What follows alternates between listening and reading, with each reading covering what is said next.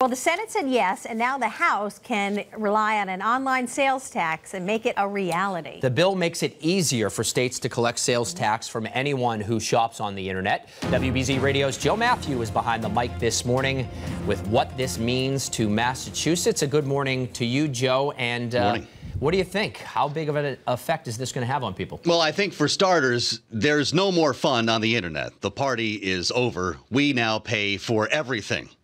But when we think about this, there are a couple of things at play here, and I can tell you lawmakers have been dancing around this one for a pretty long time. Why they're deciding to do this now is beyond me as we deal with gun control and immigration reform and federal deficits and so forth. There's so much to talk about and debate in Washington, but okay, here we go. The Senate has passed this bill. That much we know. So it's really a question of who they want to offend.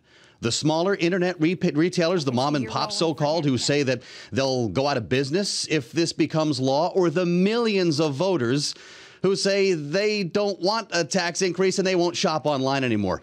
Guys, we did a poll this morning of our listeners, our WBZ online daily poll question. Would you shop online if you had to pay sales tax, if you knew that in advance? 2/3 of our listeners this morning say no. David, Carey?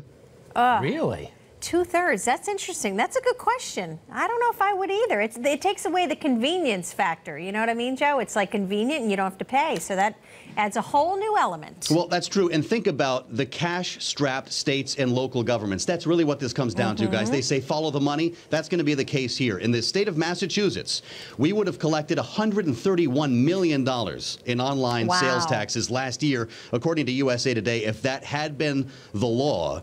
So this is what lawmakers are dealing with. They're going to hear from folks in their state saying we need the money. They're going to hear from everybody else saying we don't want to pay taxes. Now, we're going to dig into this a bit more, along with news of the One Fund Boston that we're all covering, how to divvy up the funds, coming up at 7 o'clock on WBZ News Radio.